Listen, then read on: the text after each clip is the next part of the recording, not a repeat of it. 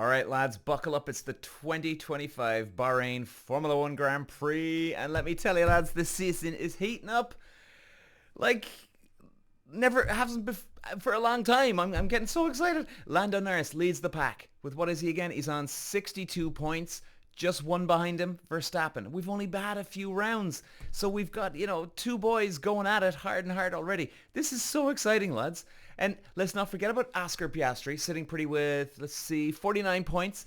And all of these three are serious contenders for the title. This could go down three ways here, not two, three, because McLaren are really investing in both drivers, which is super exciting for us. Now, okay, look, you might think Verstappen still the guy to beat, Norris breathing down his neck. This is the closest we've seen for a while at the start of the year.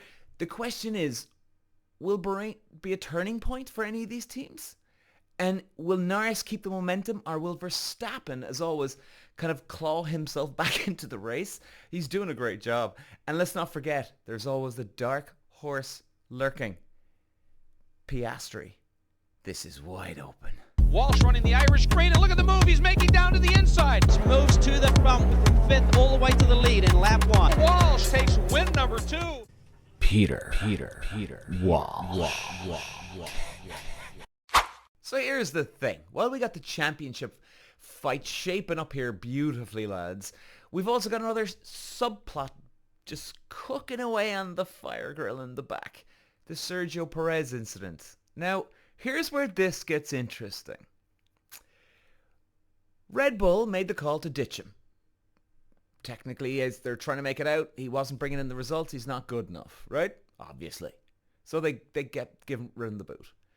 Here's the thing. Now, there's other teams talking to Sergio Pérez. Now, maybe it's all fake news. Maybe. But I don't think it is, because they've been talking about this for quite a while. And especially Formula1.com, F1.com. That's the greatest, most trusted website out there, lads. Okay? And he's been talking, Sergio Pérez. He's been talking. And I think he's telling the truth. He has teams talking to him. There is interest, a lot of interest. Now, let's just unpack this here. If he was so bad, like Red Bull made him out to be, why would any other teams be crazy to even take a slight chance on this guy? I mean, put yourself in this position. If you're out there and you're going for job interviews, let's say you get fired tomorrow morning. You go out there and you get a job interview. But the hiring recruiting person, sorry, I get the wrong word, and they're interviewing you, but they get wind just after the interview or whatever that you got fired from your previous job. Wouldn't that cause a huge red flag? A massive red flag? And why would the company take this next guy? Why would he take the risk? You know? So why would any other companies take the risk? Because they don't believe it. They don't think that he's too much of a risk. If they genuinely believe that after what they saw at Red Bull, there is no question, there's no way they would bring him back into the loop. But they are. So this tells you that, I've been saying this for a long time, that Max Verstappen is a great driver. Sergio Pérez is a bloody good driver. Sergio Pérez just did not get the equipment that Max Verstappen is getting. There's a lot of people out there, oh, he's that good. Lads, he's a brilliant driver. But it's just the politics in the background. Okay? Remember that job interview thing. Why take the risk? But people are listening. Doesn't add up, does it? Take a step back. We're already a few rounds into the championship, but already it's very close. Like I said, 62 versus 61. Now, McLaren have stepped up this season. They are the contenders. It's bloody well looking like it now. Verstappen's right on their tails, just hanging on for dear life and doing a great job, by the way. You can see the improvements in the car. And Lando, has he improved since last year? Maybe. But he's definitely right there.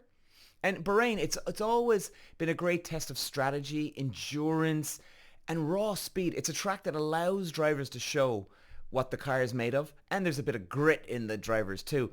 And with both McLaren and Red Bull in this fight, this track could be the difference maker for the end of the year. Now, who's in contention? Well, based on everything we've seen so far, you got to put your money on McLaren, right? They've got the edge, but don't count out Red Bull and Verstappen. Verstappen's got a way of making up ground. They've got the Ferrari. They've got the potential to be strong here. And we'll have to wait and see. For some reason, again, I know I keep harping on about this all year. I've got a funny feeling about Hamilton and Ferrari, but we haven't seen it yet, so I could be wrong. But I think Ferrari, they're good around this track. And high speed as well. And that's going to really help them. Let's dig deeper into Bahrain, shall we? Let's take a look at the track. This is such a great one. Here's the most important corner, lads. You've got to dip in, get into that left-hander, and carry that speed up that long hill, because it's also flat out into the left, the right, and then you keep that momentum going into this next right-hander, and you get down that long straight. And if you can keep that momentum getting into that left-hander, going all the way around up to the last corner, you can gain time. So it's crucial they get that part right. And it's great, lads. Now, I want to go back to Ferrari. Ferrari, they need to get their strategy spot on, lads. I'm not always confident that they will. They've been known to have the moments of brilliance followed by strategic errors. And let's not forget, Norris and Verstappen are absolutely the focus here.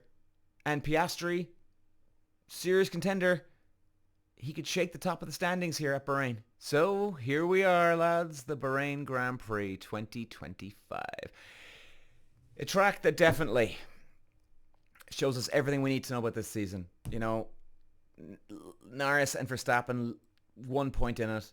You've got Piastri lurking in the shadows, and believe me, he will. And also lurking in the background, you got Ferrari. And they're going to be hoping to make a move this weekend. Let's not forget the politics, the ever-present F1 politics of Perez and talking to more teams. He's on the sidelines, but he's not done yet. And it's going to be so interesting. We might even get some updates this weekend on the whole thing. And, the interest from other teams is great. We just want to know who they are, huh? But, of course, we won't find out. Bahrain will set the stage for the rest of the season, lads. Who will come out on top? Will Norris continue to push Verstappen to the absolute edge? Can Verstappen hang on for dear life? Will McLaren maintain their momentum? Will Verstappen and Red Bull make their comeback? Where does Perez fit into all this? What do you think? One thing's for sure, this season is only just getting started. And hold on tight. Walsh running the Irish crane, and look at the move he's making down to the inside. Moves to the front from 5th all the way to the lead in lap 1. Walsh takes win number 2. Peter Walsh.